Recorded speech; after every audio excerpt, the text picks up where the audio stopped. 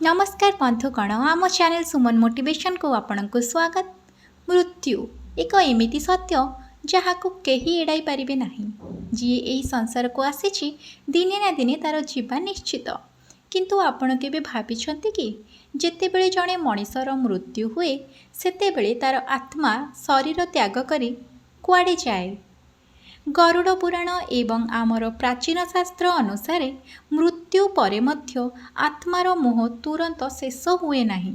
से निज परिवार लोकों पाखे पाखे ही रही थाए। किंतु आजिर एही विशेष वीडियो रे आमे जानिबा कि मृत्यु परे आत्मा निज परिवार मध्यरु सर्वप्रथमे काहाकू खोजी थाए। से काहींकि निज प्रियजन को आलिंगन करने को चेष्टा करे एवं मृत्युर प्रथम 13 दिन पर्यंत आत्मा सहित कौन कौन घटी थाए। वीडियोटी अत्यंत रहस्यमय एवं ज्ञानपूर्ण होगाकू जाउछि, तेणु शेष पर्यंत निश्चय देखंतु। ता आगर वीडियो को गोटे लाइक करी चैनल को सब्सक्राइब कर दियंतु। आसंतु जानिबा मृत्युर सेही शेष मुहूर्त विषय। शास्त्र अनुसार जितेबले मनिषर शेष समय आसे सेतेबले तार 5टी जाक इंद्रिय धीरे धीरे काम करने बंद कर दियंती। सर्वप्रथमे आखिर दृष्टिशक्ति चली जाए, तापरे कथा कहवा शक्ति। किंतु मने रखंतु शेष पर्यंत जो शक्ति जीवित रहे ताहा हेउची श्रवण शक्ति। अर्थात मृत व्यक्ति जनक सबु शुणी पारुथाए। जेतेबले आत्मा शरीर बाहरी जाए सेतेबले से निजको शरीर उपरे भासुथिबार देखे। आत्मा आश्चर्य हो जाए कि से केमिति निज शरीर बाहर देखुची। से निज परिवार लोकों कांद बोबाली शुणी पारे।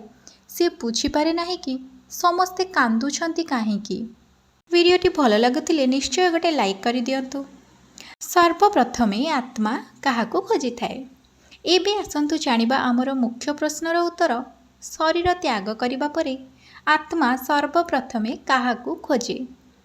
गरुड़ पुराण अनुसार मृत्यु परे आत्मा सर्वप्रथमे सेही व्यक्ति को खोजी थाए जहाँ सहित तार सबुठारु अधिक मोह बा मानसिक स्नेह थाए।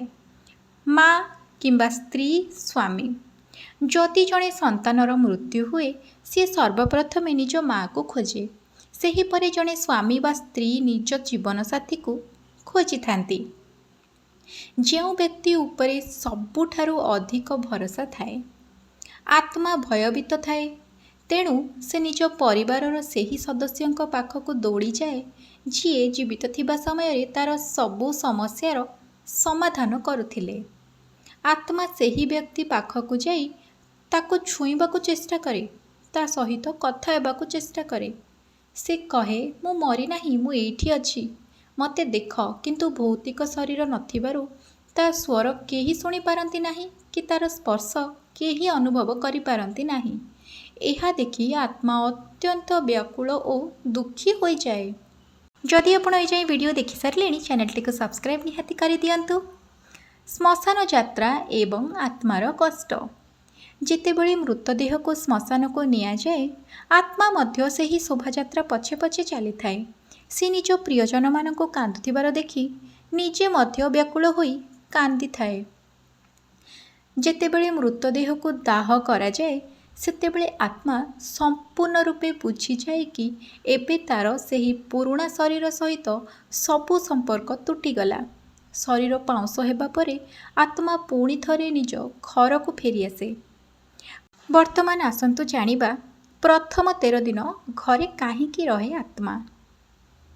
आपण माने जानिथिबे मृत्यु परे 13 दिन पर्यंत घरे श्राद्ध कर्म चली थाए। एही 13 दिन आत्मा निज घरर कोणरे किंबा आकाशरे रही निज परिवार को निरीक्षण करि थाए। पिंडदानर महत्व कौन आसंतु जानिबा।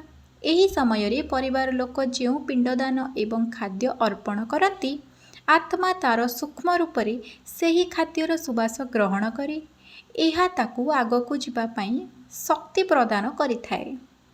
गरुड़ पुराण शुणिबा। शास्त्र कहे एही 13 दिन मध्य घरे जो गरुड़ पुराण पाठ हुए आत्मा निजे सेठारे बसी ताहा शुणे। एहा द्वारा ताको मोह मायारू मुक्ति मिले एवं से जानिपारे कि एबे ताको परलोक यात्रा करबाकू हेबो। जमदूतों आगमन एवं शेष विदाय।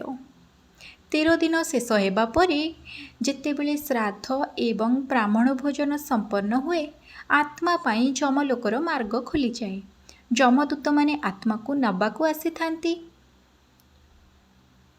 ସେହି ସମୟରେ ଆତ୍ମା ଶେଷ ଥର ପାଇଁ ନିଜ ପରିବାରକୁ ଦେଖେ। ଯଦି ପରିବାର ଲୋକ ବହୁତ ଅଧିକ କାନ୍ଦୁଥାନ୍ତି ତେବେ ଆତ୍ମା ବହୁତ କଷ୍ଟ ପାଏ ଏବଂ ତା'ର ଯିବା ପଥ କଠିନ ହୋଇଯାଏ। ତେଣୁ ଆମ ଶାସ୍ତ୍ରରେ କୁହାଯାଇଛି କି ମୃତ୍ୟୁ ପରେ ଅଧିକ ବିଳାପ କରିବା ଉଚିତ ନୁହେଁ, ବରଂ ଆତ୍ମାର ସଦ୍ଗତି ପାଇଁ ଭଗବାନଙ୍କ ନାମ ଜପ କରିବା ଉଚିତ। ଆତ୍ମା ପରିବାରକୁ ଆଶୀର୍ବାଦ ଦେଇ ଯମଲୋକ ଅଭିମୁଖେ ଯାତ୍ରା କରିଥାଏ। ବନ୍ଧୁଗଣ, ମୃତ୍ୟୁ ହେଉଛି କେବଳ ଶରୀରର, ଆତ୍ମା ତ ଅମର। ଆଜିର ଏହି ଭିଡ଼ିଓରେ ଆମେ ଜାଣିଲେ କି ମୃତ୍ୟୁ ପରେ ମଧ୍ୟ ଆମ ପ୍ରିୟଜନଙ୍କ ଆତ୍ମା ଆମ ପାଖରେ ଥାଏ ଏବଂ ସର୍ବପ୍ରଥମେ ନିଜ ପ୍ରିୟ ମା, ସ୍ତ୍ରୀ କିମ୍ବା ବିଶ୍ୱସ୍ତ ସଦସ୍ୟଙ୍କୁ ହିଁ ସେ ଖୋଜିଥାଏ। ଆଶା କରୁଛି ଆଜିର ଏହି ଆଧ୍ୟାତ୍ମିକ ତଥ୍ୟ ଆପଣଙ୍କୁ ଭଲ ଲାଗିଥିବ। ଆପଣଙ୍କ ମନରେ ଏହାକୁ ନେଇ କ'ଣ ବିଚାର ରହିଛି ଆମକୁ କମେଣ୍ଟ କରି ନିଶ୍ଚୟ ଜଣାନ୍ତୁ। ଭିଡ଼ିଓଟିକୁ ନିଜ ପରିବାର ଏବଂ ସାଙ୍ଗସାଥୀମାନଙ୍କ ସହ ସେୟାର କରିଦିଅନ୍ତୁ। ଏମିତି ରହସ୍ୟମୟ ଭିଡ଼ିଓ ଦେଖିବା ପାଇଁ ଆମ ଚ୍ୟାନେଲ ସୁମନ ମୋଟିଭେସନକୁ ସବସ୍କ୍ରାଇବ୍ କରିବାକୁ ଆଦୌ ଭୁଲନ୍ତୁ ନାହିଁ। ଭିଡ଼ିଓଟିକୁ ଶେଷ ପର୍ଯ୍ୟନ୍ତ ଦେଖିଥିବାରୁ ଆପଣମାନଙ୍କୁ ଅଶେଷ ଅଶେଷ ଧନ୍ୟବାଦ। ଜୟ ଜଗନ୍ନାଥ।